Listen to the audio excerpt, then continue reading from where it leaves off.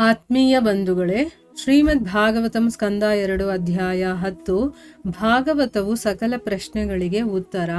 ಇದರಿಂದ ಇವತ್ತು 3ನೇ ಶ್ಲೋಕವನ್ನು ನಾವು ತಿಳ್ಕೊಳ್ಳೋಣ. ಶ್ಲೋಕ 3.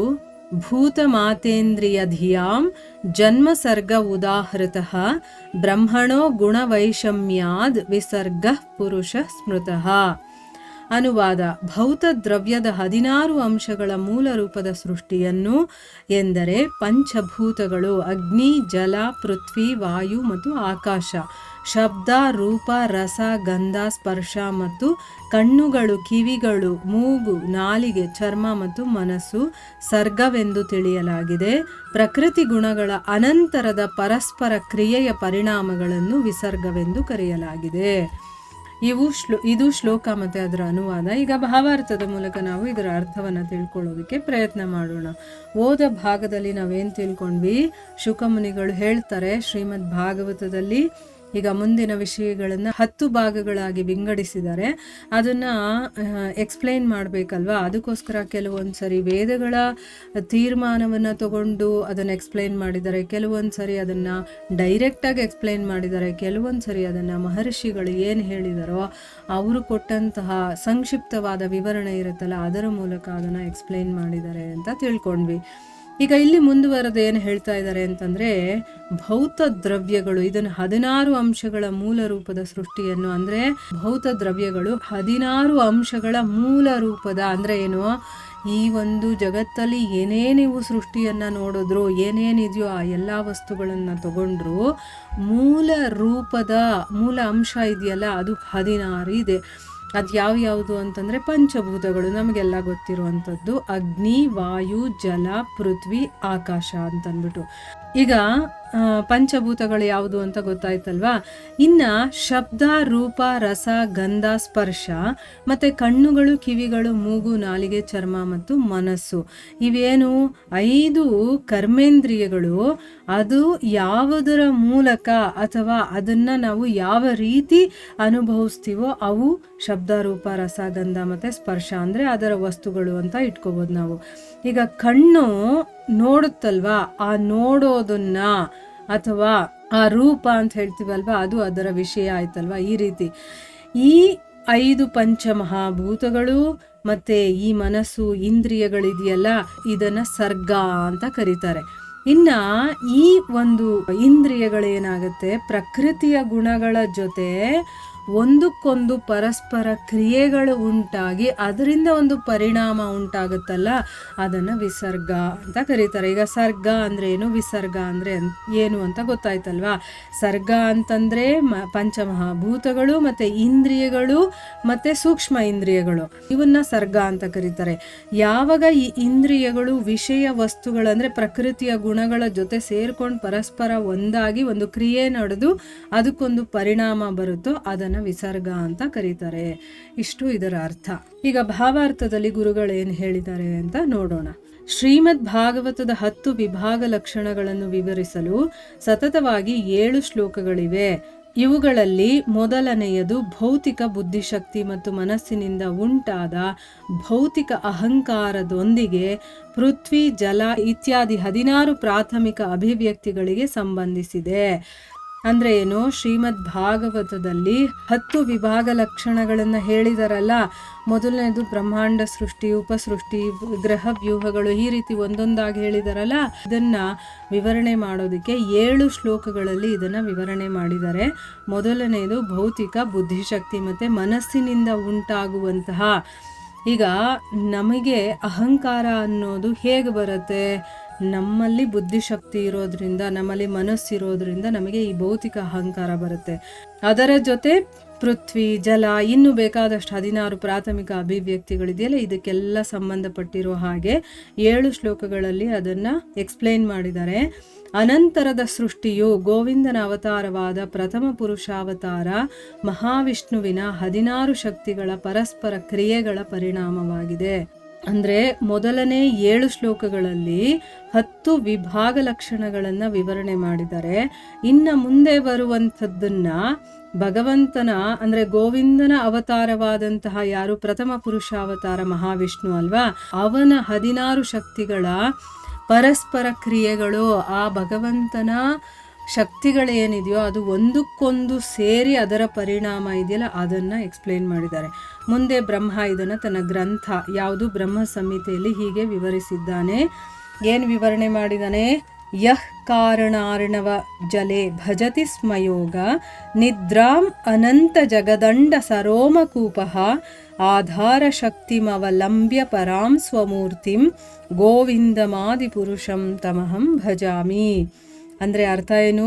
ಗೋವಿಂದನ ಅಂದರೆ ಶ್ರೀಕೃಷ್ಣನ ಪ್ರಥಮ ಪುರುಷಾವತಾರವಾದ ಶ್ರೀ ಮಹಾವಿಷ್ಣುವು ಯೋಗ ನಿದ್ರೆಯಲ್ಲಿ ಪ್ರವೇಶಿಸುತ್ತಾನೆ ಮತ್ತು ಅವನ ದಿವ್ಯ ಶರೀರದ ಪ್ರತಿಯೊಂದು ರೋಮಕೂಪದಲ್ಲಿಯೂ ಅಸಂಖ್ಯ ಬ್ರಹ್ಮಾಂಡಗಳು ಶಕ್ತಿಯಲ್ಲಿ ಸ್ಥಿತವಾಗಿರುತ್ತವೆ. ಅಂದರೆ ಬ್ರಹ್ಮ ಇದನ್ನು ತನ್ನ ಬ್ರಹ್ಮ ಸಂಹಿತೆಯಲ್ಲಿ ಹೇಳಿದ್ದಾನೆ. ಏನು ಅಂತಂದರೆ ಆ ಗೋವಿಂದನ ಆ ಶ್ರೀಕೃಷ್ಣನ ಪ್ರಥಮ ಪುರುಷಾವತಾರ ಯಾವುದು? ಶ್ರೀ ಮಹಾವಿಷ್ಣು. ಅವನು ಯೋಗ ನಿದ್ರೆಯಲ್ಲಿ ಪ್ರವೇಶ ಮಾಡ್ತಾನೆ, ಯೋಗ ನಿದ್ರೆಗೆ ಹೋಗ್ತಾನೆ. ಅದರಲ್ಲಿ ಅವನು ಮಲಗಿದ್ದಾಗ ಅವನ ದಿವ್ಯ ಶರೀರದ ಒಂದೊಂದು ರೋಮಕೂಪ ಇದೆಯಲ್ಲ ಅಲ್ಲಿ ಅಸಂಖ್ಯ ಬ್ರಹ್ಮಾಂಡಗಳು ಶಕ್ತಿಯಲ್ಲಿ ಸ್ಥಿತವಾಗಿರೋದನ್ನ ಬ್ರಹ್ಮ ನೋಡಿರ್ತಾನೆ. ಅದನ್ನು ಅವನು ಎಕ್ಸ್ಪ್ಲೈನ್ ಮಾಡ್ತಾನೆ. ಶ್ರುತೇನ ಅಥವಾ ವೇದ ಸಿದ್ಧಾಂತಗಳ ಉಲ್ಲೇಖದಿಂದ ಎಂದು ಹಿಂದಿನ ಶ್ಲೋಕದಲ್ಲಿ ಉಲ್ಲೇಖಿಸಿದಂತೆ ದೇವೋತ್ತಮ ಪರಮಪುರುಷನಿಂದ ನೇರವಾಗಿ ತನ್ನ ವಿಶಿಷ್ಟ ಶಕ್ತಿಗಳ ಅಭಿವ್ಯಕ್ತಿಯಿಂದ ಸೃಷ್ಟಿಯು ಸಂಭವಿಸುತ್ತದೆ. ಅಂದರೆ ಶ್ರುತೇನ ಅಂತಂದರೆ ಶ್ರುತಿಗಳು, ನಮ್ಮ ವೇದಗಳು ಪುರಾಣಗಳಿದೆಯಲ್ಲ ಅದು.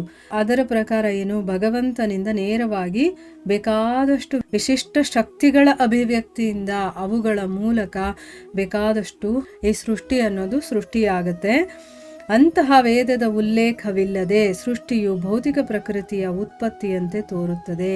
ಈ ತೀರ್ಮಾನವು ಅಲ್ಪಜ್ಞಾನದಿಂದ ಉಂಟಾಗುತ್ತದೆ. ಅಂದರೆ ಅದು ಭಗವಂತನಿಂದ ನೇರವಾಗಿ ಇವೆಲ್ಲ ಸೃಷ್ಟಿಯಾಗುವಂಥದ್ದು. ಭಗವಂತನ ರೋಮಕೂಪದಲ್ಲಿ ಬ್ರಹ್ಮಾಂಡಗಳಿದೆ ಅಂತಂದರೆ ನಮಗೆ ಅದನ್ನು ಇಮ್ಯಾಜಿನೇಷನ್ ಕೂಡ ಮಾಡ್ಕೊಳ್ಳೋಕ್ಕಾಗಲ್ಲ ಅಲ್ವಾ? ಆದರೆ ಅವೆಲ್ಲವೂ ವೇದಗಳಲ್ಲಿದೆ, ಅದರಿಂದನೇ ನಮಗೆ ಗೊತ್ತಾಗೋದು. ಆದರೆ ಯಾವುದು ವೇದಗಳಲ್ಲಿ ಇಲ್ಲದೆ ಇರುವಂಥದ್ದಿರುತ್ತೋ, ಅಂದರೆ ನಮಗೇನು ಅನಿಸುತ್ತೆ, ವೇದಗಳಲ್ಲಿ ಇದ್ರ ಬಗ್ಗೆ ಏನೂ ಇಲ್ಲ, ಈ ಸೃಷ್ಟಿ ಭೌತಿಕ ಪ್ರಕೃತಿಯಿಂದನೇ ಸೃಷ್ಟಿಯಾಗಿದೆ, ಭಗವಂತ ಅನ್ನೋನೊಬ್ಬ ಇದ್ದಾನೆ ಅನ್ನೋದು ಅದು ನಂಬೋದಿಲ್ಲ. ಏನು ಅಂದರೆ ಈ ಒಂದು ಭೌತಿಕ ಪ್ರಪಂಚದಲ್ಲಿ ತಾನಾಗೆ ಅದು ಸೃಷ್ಟಿಯಾಗ್ಬಿಟ್ಟಿದೆ ಅಂತ ನಮ್ಗೆ ಅನಿಸುತ್ತೆ. ಆದರೆ ಇದು ಯಾಕೆ ಅನಿಸುತ್ತೆ ಅಂತಂದರೆ ನಮ್ಮಲ್ಲಿ ಜ್ಞಾನ ಇಲ್ಲದೆ ಇರೋದ್ರಿಂದ, ಅಲ್ಪ ಜ್ಞಾನ ಅಂತ ಹೇಳ್ತೀವಲ್ಲ, ಅದರಿಂದ ಆಗುತ್ತೆ. ವೇದದ ಉಲ್ಲೇಖದಿಂದ ದೇವೋತ್ತಮ ಪರಮಪುರುಷನೇ ಸಕಲ ಶಕ್ತಿಗಳ ಮೂಲವಾಗಿದ್ದಾನೆ ಎಂದು ತೀರ್ಮಾನಿಸಲಾಗಿದೆ. ಅಂದರೆ ಏನು? ಈಗ ಈ ಒಂದು ಪ್ರಪಂಚದಲ್ಲಿ ನಾವು ಏನೇನು ನೋಡ್ತೀವೋ ಇದನ್ನೆಲ್ಲ ಯಾರು ಹೇಳಿರೋದು? ವೇದದಲ್ಲಿ ಹೇಳಿದ್ದಾರೆ. ವೇದಗಳಲ್ಲಿ ಇದನ್ನೆಲ್ಲ ಕೊಟ್ಟಿದ್ದಾರೆ. ಏನು ಹೇಳಿದ್ದಾರೆ? ಭಗವಂತನೇ ಸಕಲ ಶಕ್ತಿಗಳ ಒಂದು ಮೂಲ ಅಂತ ಹೇಳಿದ್ದಾರೆ. ಯಾವ್ಯಾವ ಶಕ್ತಿಗಳಿದೆ? ಅಂತರಂಗ, ಬಹಿರಂಗ ಮತ್ತು ತಟಸ್ಥ. ನೀವು ಯಾವುದೇ ಒಂದು ಶಕ್ತಿಯನ್ನು ತಗೊಂಬಿಡಿ, ಅದೆಲ್ಲದಕ್ಕೂ ಮೂಲ ಈ ಭಗವಂತನೇ ಅಂತ ಹೇಳಿದ್ದಾರೆ. ಈ ಮುಂಚೆ ಇಲ್ಲಿ ವಿವರಿಸಿರುವಂತೆ ಸೃಷ್ಟಿಯು ಜಡ ಭೌತಿಕ ಪ್ರಕೃತಿಯಿಂದ ನಿರ್ಮಿತವಾಗಿದೆ ಎಂಬುದು ಭ್ರಾಮಕ ಸಿದ್ಧಾಂತ. ವೈದಿಕ ಸಿದ್ಧಾಂತವು ದಿವ್ಯ ಜ್ಯೋತಿಯಾಗಿದೆ, ಅವೈದಿಕ ಸಿದ್ಧಾಂತವು ಭೌತಿಕ ಅಂಧಕಾರವಾಗಿದೆ. ಅಂದ್ರೇನು? ಈ ಒಂದು ಜಡ ಸೃಷ್ಟಿ ನಾವೇನು ನೋಡ್ತಾ ಇದೀವೋ, ನಮ್ಮ ಕಣ್ಮುಂದೆ ಕಾಣಿಸ್ತಾ ಇದೆಯೋ, ಇದೆಲ್ಲವೂ ಕೂಡ ಭಗವಂತನಿಂದನೇ ಸೃಷ್ಟಿಯಾಗಿರುವಂಥದ್ದು. ಆದರೆ ನಮಗಿದು ಭೌತಿಕದಿಂದನೇ ಸೃಷ್ಟಿಯಾಗಿರುವಂಥದ್ದು ಅಂತ ನಮಗೆ ಅನ್ನಿಸುತ್ತಲ್ಲ, ಅದು ನಮ್ಮ ಭ್ರಮೆ ಅಷ್ಟೇ. ಯಾಕೆ ಅಂತಂದರೆ ವೈದಿಕ ಸಿದ್ಧಾಂತ ಅನ್ನೋದು ದಿವ್ಯ ಜ್ಯೋತಿ, ನಮಗೆ ಬೆಳಕನ್ನು ತೋರಿಸುವಂಥದ್ದು. ಅದು ಅದೇ ಅವೈದಿಕ ಸಿದ್ಧಾಂತ ಅಂದರೆ ಯಾವುದು ವೇದಗಳನ್ನು ಖಂಡಿಸುತ್ತೋ, ವೇದಗಳನ್ನು ನಂಬದೆ ತಮ್ಮದೇ ಆದಂಥ ಒಂದು ಅಭಿಪ್ರಾಯವನ್ನು ಮಂಡಿಸುತ್ತೋ ಅದು ನಿಜವಾಗ್ಲೂ ಕೂಡ ಅಂಧಕಾರ ಅಂತ ಹೇಳಿದ್ದಾರೆ. ಪರಮಪ್ರಭುವಿನ ಅಂತರಂಗ ಶಕ್ತಿಯು ಪರಮಪ್ರಭುವಿನಿಂದ ಅಭಿನ್ನವಾಗಿರುತ್ತದೆ. ಅವನ ಬಹಿರಂಗ ಶಕ್ತಿಯು ಅಂತರಂಗ ಶಕ್ತಿಯ ಸಂಪರ್ಕದಿಂದ ಚೈತನ್ಯ ಪಡೆಯುತ್ತದೆ. ಬಹಿರಂಗ ಶಕ್ತಿಯೊಂದಿಗೆ ಸಂಪರ್ಕಗೊಂಡು ಪ್ರತಿಕ್ರಿಯಿಸುವ ಅಂತರಂಗ ಶಕ್ತಿಯ ವಿಭಿನ್ನ ಅಂಶಗಳನ್ನು ತಟಸ್ಥ ಶಕ್ತಿ ಅಥವಾ ಜೀವಿಗಳು ಎಂದು ಕರೆಯಲಾಗಿದೆ. ಇಲ್ಲಿ ಭಗವಂತನ 3 ಶಕ್ತಿಗಳ ಬಗ್ಗೆ ವಿವರಣೆ ಮಾಡಿದ್ದಾರೆ. ಒಂದು ಅಂತರಂಗ ಶಕ್ತಿ, ಎರಡನೇದು ಬಹಿರಂಗ ಶಕ್ತಿ, ಮೂರನೇದು ತಟಸ್ಥ ಶಕ್ತಿ ಅಂತಂದ್ಬಿಟ್ಟು. ಈಗ ಭಗವಂತನ ಅಂತರಂಗ ಶಕ್ತಿ ಇದೆಯಲ್ಲ, ಅದು ಪರಮಪ್ರಭು ಅಂದರೆ ಭಗವಂತನಿಂದ ಅದು ಅಭಿನ್ನ, ಅದು ದೂರ ಇಲ್ಲ, ಭಗವಂತನ ಜೊತೆಗೇ ಇರುತ್ತದು. ಅವನ ಬಹಿರಂಗ ಶಕ್ತಿ ಇದೆಯಲ್ಲ, ಅದು ಅಂತರಂಗ ಶಕ್ತಿಯ ಜೊತೆ ಸೇರಿಕೊಂಡಾಗ ಅದು ಪರಮ ಚೈತನ್ಯವನ್ನು ಪಡೆಯುತ್ತೆ. ಈಗ ಬಹಿರಂಗ ಶಕ್ತಿಗೆ ಯಾವುದೇ ಒಂದು ಸ್ವಂತ ಶಕ್ತಿ ಇರೋದಿಲ್ಲ. ಯಾವಾಗ ಅದು ಅಂತರಂಗ ಶಕ್ತಿಯ ಒಂದು ಸಂಪರ್ಕವನ್ನು ಪಡೆಯುತ್ತೋ ಆಗ ಅದು ಚೈತನ್ಯವನ್ನು ಪಡೆಯುತ್ತೆ. ಬಹಿರಂಗ ಶಕ್ತಿಯ ಜೊತೆಗೆ ಸಂಪರ್ಕಗೊಂಡು ಅದು ಪ್ರತಿಕ್ರಿಯೆ ಮಾಡುತ್ತಲ್ಲ, ಅಂತಹ ಅಂತರಂಗ ಶಕ್ತಿಯ ವಿಭಿನ್ನ ಅಂಶಗಳನ್ನು ತಟಸ್ಥ ಶಕ್ತಿ ಅಥವಾ ಜೀವಿಗಳು ಅಂತ ಕರೆದಿದ್ದಾರೆ. ಇದಕ್ಕೆ ಎಕ್ಸಾಂಪಲ್ ಏನು ಅಂತಂದರೆ ನೋಡಿ, ಈ ಶರೀರ ಅನ್ನೋದು ಬಹಿರಂಗ ಶಕ್ತಿ, ಈ ಒಂದು ಪ್ರಪಂಚದಿಂದ ಸೃಷ್ಟಿಯಾಗಿರುವಂಥದ್ದು. ಇದರ ಒಳಗಡೆ ಚೈತನ್ಯ ಇದೆಯಲ್ಲ, ಅದು ಅಂತರಂಗ ಶಕ್ತಿ. ಯಾವಾಗ ಆ ಅಂತರಂಗ ಶಕ್ತಿಯ ಜೊತೆ ಇದರ ಸಂಪರ್ಕ ಆಗುತ್ತೋ ಆಗ ಬೇರೆ ಬೇರೆ ಪ್ರಕ್ರಿಯೆಗಳು ನಡೆಯುತ್ತಲ್ಲ, ಅದನ್ನು ಜೀವಿ ಅಂತ ಕರೆದಿದ್ದಾರೆ, ಅದನ್ನು ತಟಸ್ಥ ಶಕ್ತಿ ಅಂತ ಕರೆದಿದ್ದಾರೆ.